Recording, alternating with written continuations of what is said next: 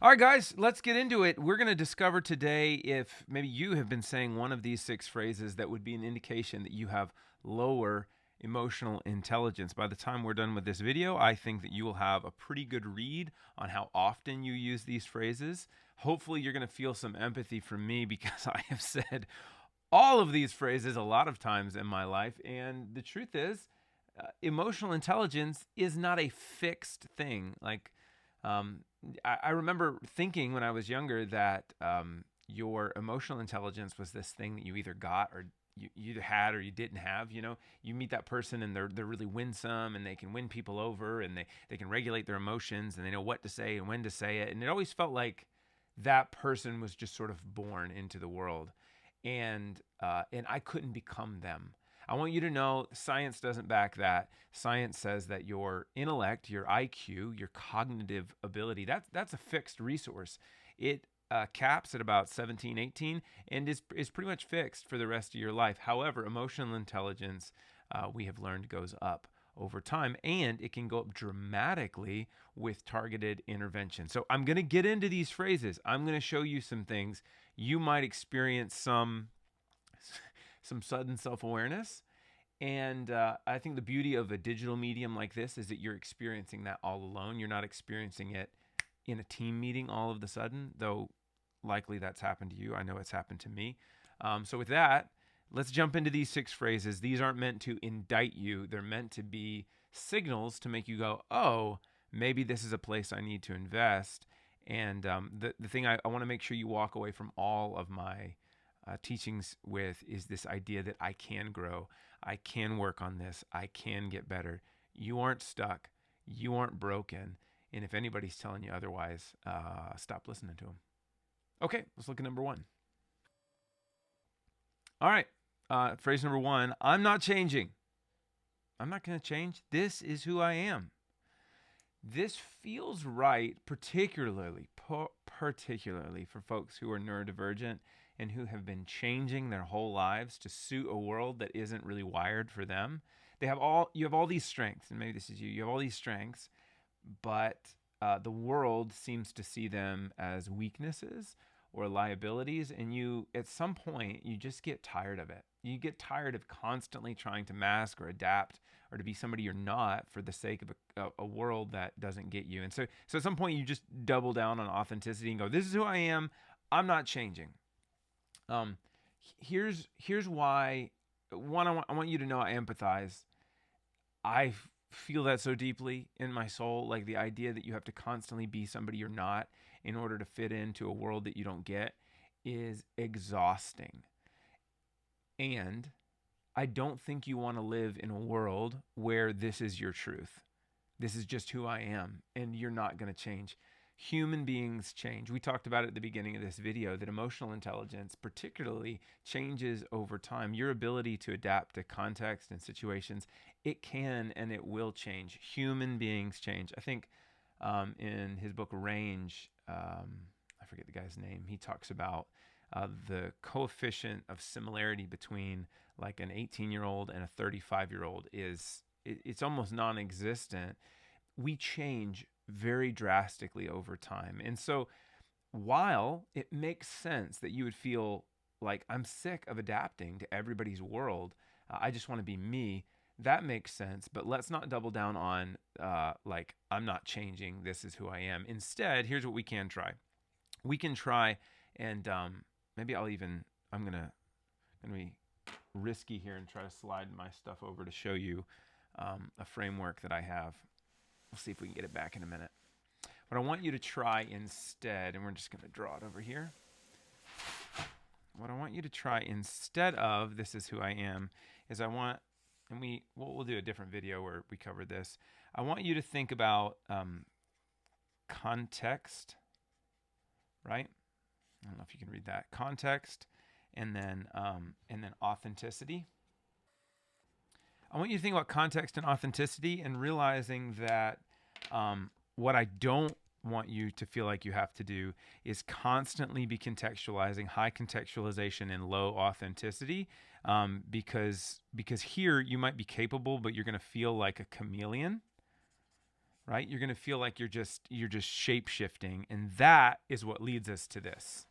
That's what leads us to this sense of like, I'm not going to change who I am, okay? Because I feel like you're constantly asking me to be a chameleon in the workplace or in the world. It's exhausting. What I am asking you to do is to consider maybe there's a way to have high context, but also high authenticity, and to be, and maybe we can go with a green marker here. Let's see how this green looks. We could be like complete. Is that going to make it on the screen? So, because what a lot of times is people feel like they're being pushed here. I'm constantly being asked to be a chameleon and just be somebody I'm not. That isn't sustainable. But what usually people are being asked, or what they end up doing when they can't do this, is they come down here and they have high authenticity, but very low contextualization, because they just get tired of it and they get real clumsy. And now you're in a workplace, or you're in a high stakes situation, and you're just being yourself. But the truth is, you're just giving very little effort to contextualizing who you are. And there's a whole exercise that we could do together where we establish our values, and then we look at what the expression of those values are in various contexts, so that we have options for what emotional and professional and personal self-expression looks like, that can vary with context without leaving who we are behind. Because I think you know this. You are more than, the way you talk, right? You're a complex person. See if we can get my paper back here. All right, 6 phrases. All right, so that's number 1. I know we spent a lot of time on number 1, but it's a bit of an identity thing, and identity is really important to me. So let's go on to phrase number 2. All right, phrase number 2. Phrase number 2 is, I don't care how you feel. I put quotation marks in it because I have I've done this one. I have been here. I've said this one. I've felt this one. I have said this one. I don't care how you feel. We're not feeling our way through this issue. We are thinking our way through this issue. And your emotions are just getting in the way of us solving this problem.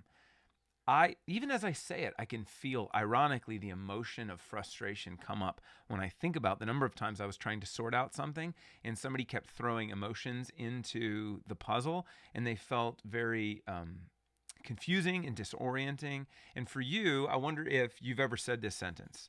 If this is you, I want to empathize. It can often feel like this is an unhelpful variable, that people's feelings are overflowing the bounds of what's helpful or necessary, and you just want to solve a problem. You're trying to solve like an engineering challenge, or you're trying to solve a sales challenge, or you're trying to just figure out what's going to happen this weekend with your family. And instead of us just sorting through the details, now we're talking about everybody's feelings, and it can get overwhelming because it's overwhelming. And then you don't know what to do. So instead of figuring out how to make space for that in yourself and in your leadership or in your interpersonal skills, this sentence just pops out. And I've been there. I'm not hating on you for it, but it does happen. Let me talk about the truth of the matter and some things that you can try, because I don't want to just leave you with empathy. I want to give you some truth and some stuff you can try. People's feelings are stronger by an order of magnitude than their cognitive thinking. And this is more true for you than maybe you even realize.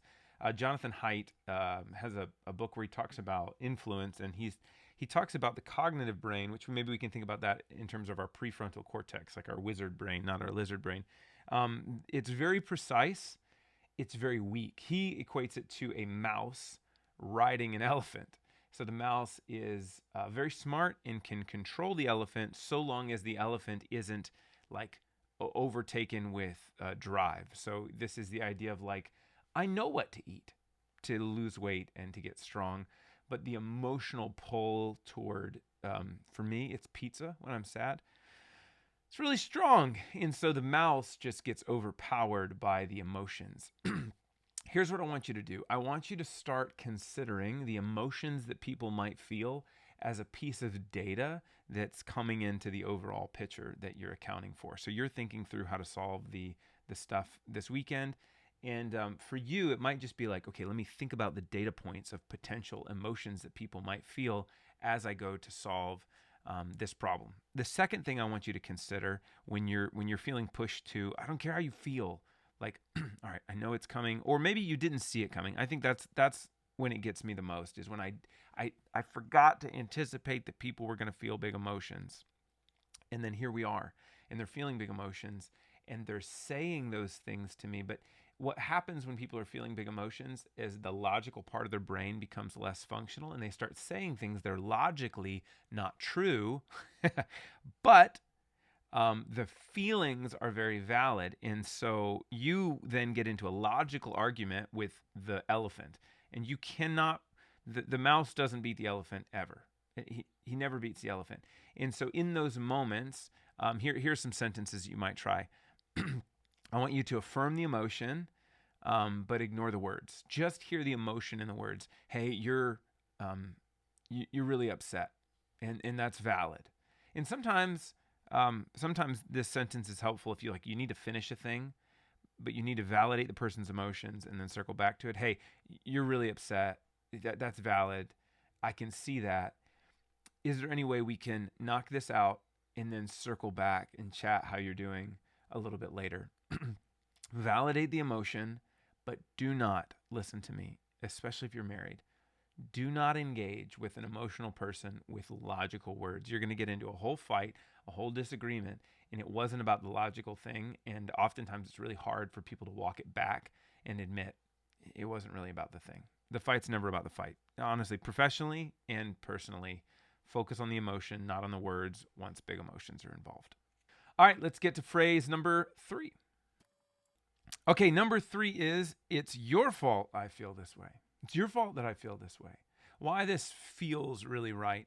Oftentimes when we feel emotions, especially if we're less attuned to those emotional triggers, that sense of overwhelm, we don't notice it in our body and until it's way over flooding our system. And then all of a sudden we go from logical to whoa, what is this wave of thing that has hit me?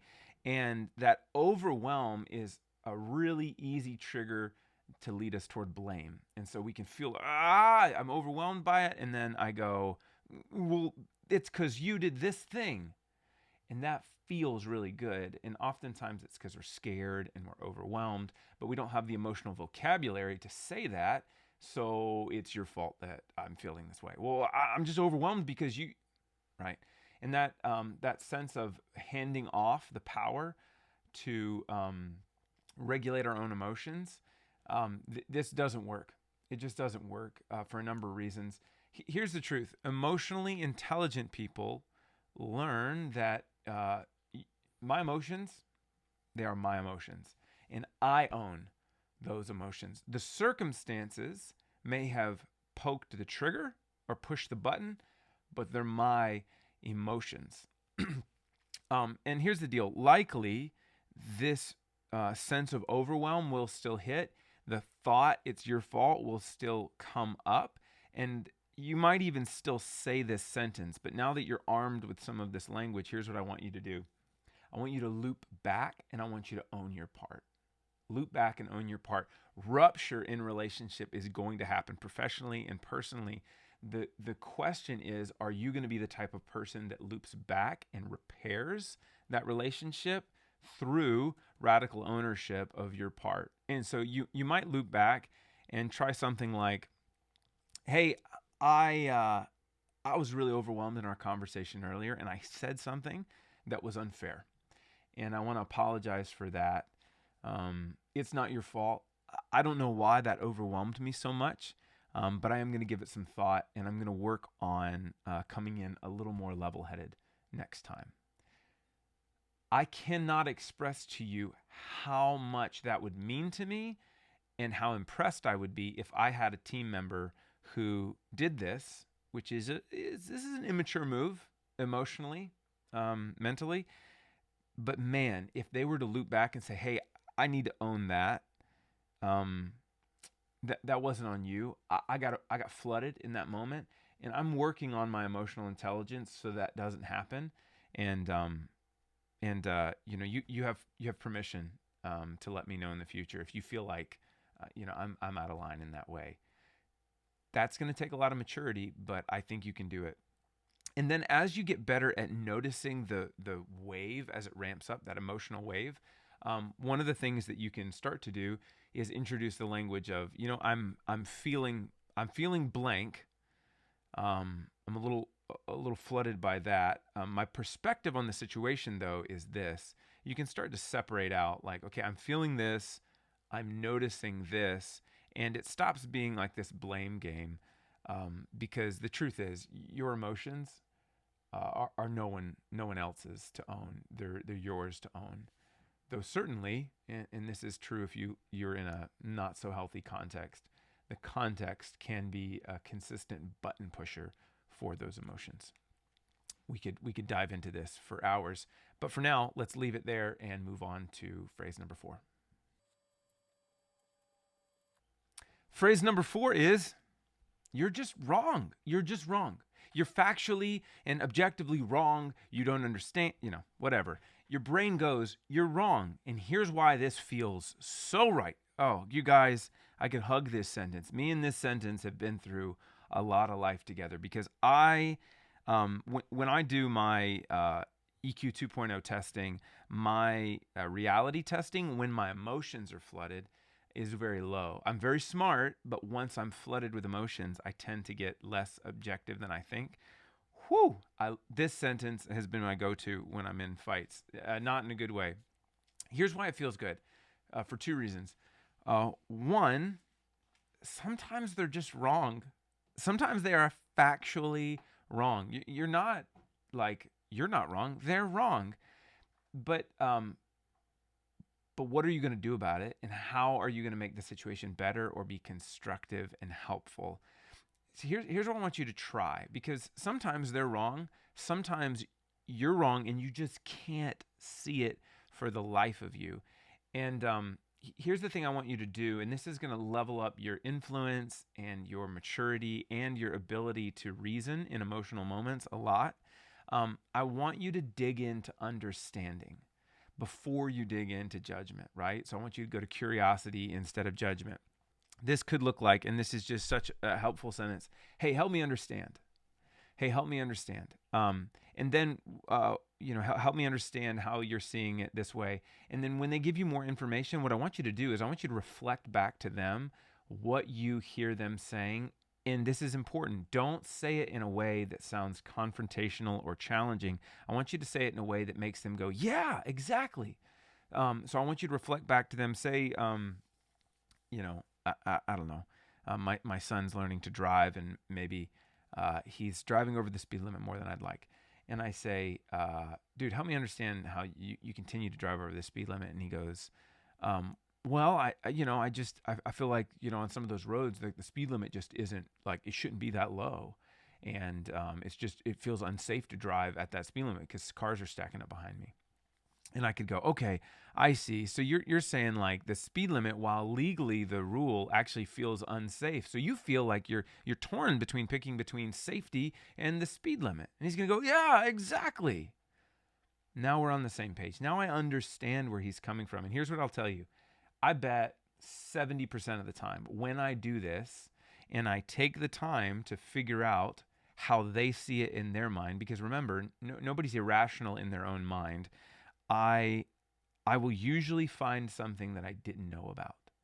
I'll usually discover an angle or a piece of data or a perspective that was missing from my perspective. And so the vast majority of the time, you're going to get better, you're going to gain influence, and you're going to keep the relationship intact when, instead of doubling down on you're just wrong, you choose to go, help me understand. And then you learn to reflectively listen back to them, what they're saying, in such a way that makes them go, yes. And then if you still go, no, they're still wrong, then you can go, okay, I understand where you're coming from.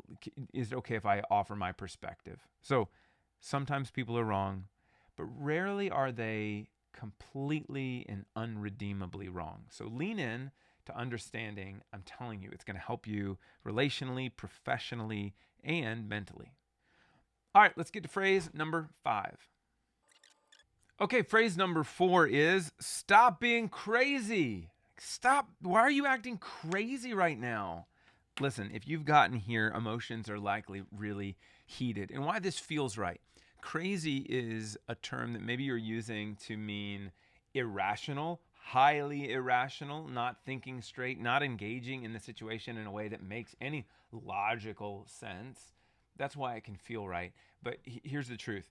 Crazy is a pejorative. It's a way to discredit someone else's emotions in a moment when those emotions are very real and they're very worked up. Remember the mouse and the elephant. The elephant is going nuts, and it can feel really unsettling when somebody has huge emotions in a context. But the truth is, people have big emotions. If you're doing work or living life with other human beings, you're going to have times where they're feeling big emotions, and you're going to have to figure out what to do in those moments. And I'm going to go back to some of the tips I gave you in on the other phrases, which is focus on the emotion, not the words. Once somebody is highly emotional, they're no longer engaged in their prefrontal cortex. Their limbic system is taken over. The elephant is running amok, and to sit there and try to logic with them is a fool's game.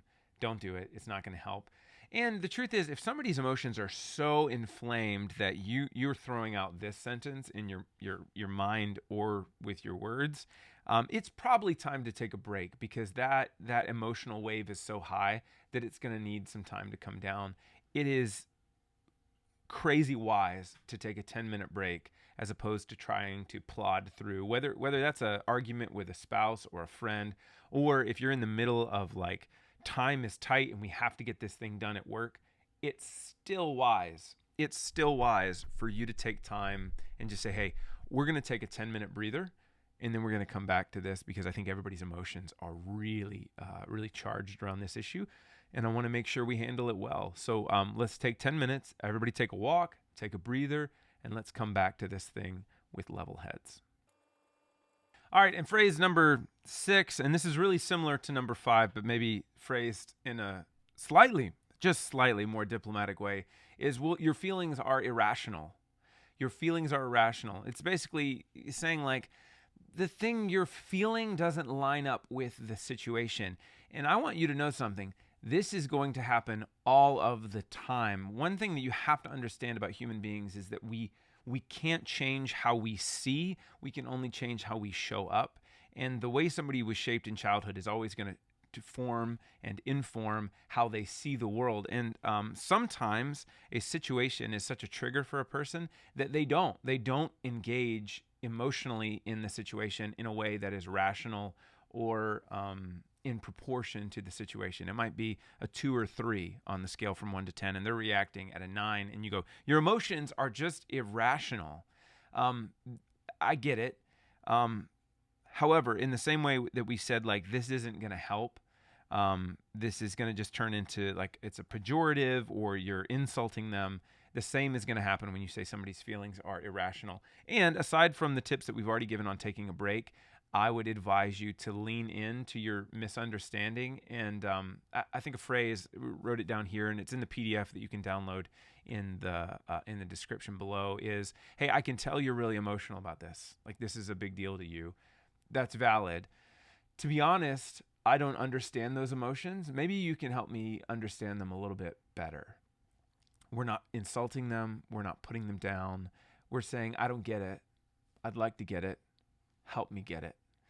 Because oftentimes, if you invite somebody into that, they can build you a bridge to where they are. And again, sometimes you're going to go, oh, there was some stuff about this that I didn't know. Or sometimes they'll start to build the bridge and go, you know what?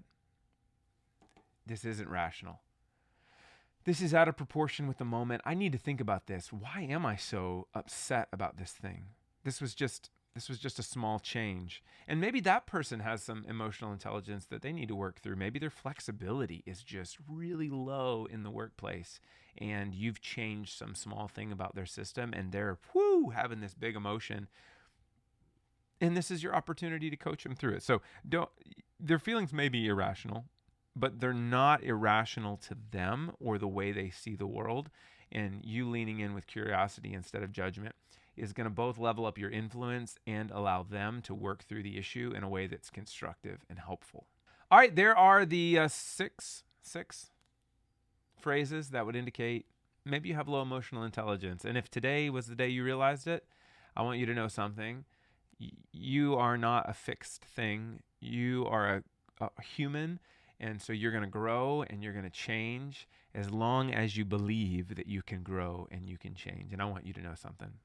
I believe that you can grow and that you can change. You are not stuck. You are not forever going to be the way you are. And if you work on your emotional intelligence, if you invest in it, it's going to increase your relationship quality. It's going to increase your happiness. It's going to increase your income potential, and it's going to increase your ability to influence people at work. Thanks for being here. Comment below which one of these phrases stood out to you the most. Like and subscribe, and we'll see you on the next video.